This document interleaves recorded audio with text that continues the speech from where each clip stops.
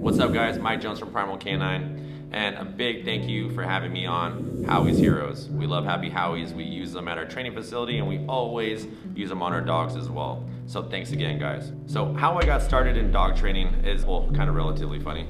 I got in a little trouble when I was younger, lived in a kind of rough neighborhood, and I got my community service was actually working with shelter dogs, so I started in rescue. And my life being that young was fairly hectic, had a fairly rough home environment, so my escape was the dogs. That's where I found my peace, whether it was working with the strays in Eastside San Jose or working with the dogs in shelters. I just found my peace working and communicating with dogs, and that's how I started. I started when I was about 13 and continued to learn about dogs. Life would go on. I'd find different paths in life, but always came back to dogs. Again, further in my professional career, I had a mentor around 21, 22. I learned the sport of Schutzhund. Again, dog sport, very different than the rescue world that I was familiar with, but it gave me a completely different perspective in dog training and really furthered, my knowledge and information that I was getting working from, dogs in the shelters with, behavioral cases to youthless cases, helping insecure dogs overcome a lot of their issues, to working with high-level sport competitors and these amazing dogs that were amazingly bred and everything that you see on YouTube and all the social media, but in person. And that was over a course of roughly 15 years of working through rescue and working with sport clubs. I kind of changed paths a little bit for a couple of years there, and then found myself back in the kennels, Springdale Kennels per se. So in between a couple of jobs I had, I would go to Springdale Kennels in San Jose, help them rehab some of the dogs that they had there, because they had a lot of owner abandonment issues there. Springdale was a daycare, and what would happen is either people would drop their dogs off almost on a daily basis, if not bi-daily basis, and never pick them up, or worst case, tie dogs to post around there. And they, Springdale would take them in and house them because they had a large kennel, and they didn't want to get these dogs euthanized. Typically, these dogs had some behavioral issues. So I lived down the street. My dog Marilyn would go there, and I would talk to the managers, and I began volunteering my time helping rehab these dogs and even get them adopted. So I did that for a few years for free with them. And then the kennel manager told me, you got to start training dogs, and I just basically told people, because at that time I was juggling a couple different careers. I was like, okay, well, I'll do this all in my the spare time I had, which is in between jobs and on the weekends. So I started working with behavioral cases that most trainers wouldn't take on, because whether they bit somebody, they've gotten in a fight with a dog, or it wasn't the German Shepherd or the little dog that people wanted to work with.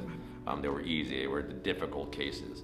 So I began, not Primal Canine, but Mike Jones Dog Training, and we ran that for a couple years, and until I just basically made a life decision to go ahead and start Primal Canine. And the name choice is always a question. People always get okay, why'd you choose the name Primal Canine? To be completely honest with you, at the time I had something called a primal workout, because I was teaching boxing and doing mixed martial arts at the time competitively.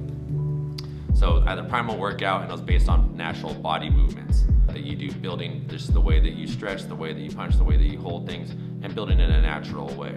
So I felt that it was, conveniently to be all right, Primal Canine, it's the natural way that we communicate with dogs, how our relationships are with dogs, the primal way of communicating with the dogs. So I thought that was, a good fit for it. I know a lot of people read it, and then they hear, they see the teeth on the sides and everything, and all of a sudden they have this image in their head oh, it must be aggressive. The reality of it is, it's far from that. It's actually really about your relationship with your dog, and just people's relationship with dogs, just the primal way of communicating with it. Once Primal Canine was started, again, I always stayed very true to our roots, and that was dealing with severe behavioral cases, youthless cases, and even volunteering our time for rescues. From the day we started Primal Canine to today, we volunteered tons of time with local rescues. We help the local shelters 3 to 4 days out of the week. My team is at the San Martin Animal Shelter. We work with a lot of local rescues, helping train a lot of their high-risk cases, and we continue to do that. We even had our own self-funded rescue called the Free Dogs Foundation, where we would take youthless cases, house them, even if it was going to be something that we would have them forever. We were going to have them forever, and we would take care of them. Due to some issues we had with the city in San Jose, we unfortunately had to close down the Free Dogs Foundation and relocate to Gilroy, where we are now, just because of the mass amount of dogs that we were training and the types of dogs that we were getting, from the behavioral side.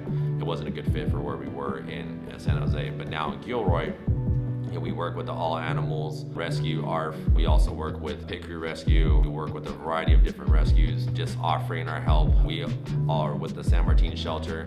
Any dog that gets adopted through there gets a free lesson through us. We do board and trains for a lot of other shelters as well that bring their dogs to us. And once you do a board and train with us, you get lifelong training. So we try to stay as heavily involved in rescue as possible and donate as much as we can just to help local rescues, because as you know, that's fairly tough as well. Or tough for them, at least, to getting all the donations and everything that they need to actually run and care for that many dogs. So it is a tough process for them. With Primal Canine, our bread and butter in the beginning, and still is high risk, behavioral cases. We deal with a variety of dogs, all shapes and sizes, with dogs who have bite records to dogs who get into dog fights a lot. Basically just dogs that people don't want to take on, or other trainers don't want to take on. So we welcome them with open arms. We're very upfront with how we train our clients and their dogs, or helping a new foster or helping a new owner of a dog that they adopted at a shelter that's now developing these issues. So we're very heavily involved as well with behavioral cases, because again, that's how we got started. That's what we continuously do, and what we basically are put here for. And the goal for Primal Canine is to help as many dogs and people as possible, and help people just understand dogs in general and how to communicate with a dog like a dog. And that's really important. Future plans for Primal Canine. So the team is growing. We have a lot of different things going on within Primal Canine, the company, with our Primal Canine University, which is our online program, the sport that we're starting, the Canine Street League, also the different sectors of Primal Canine in training, anywhere from pet to sport to protection. And then the work we do with rescues. We'd like to broaden all of those parts of Primal Canine and make them, expand them. That way we can help more handlers, more people with their dogs, save more dogs' lives, and save people a lot of stress. So there's definitely a lot of future plans out there for Primal Canine. But again, guys, I want to thank you for having me on Howie's Heroes. We love your guys' products. Thanks again.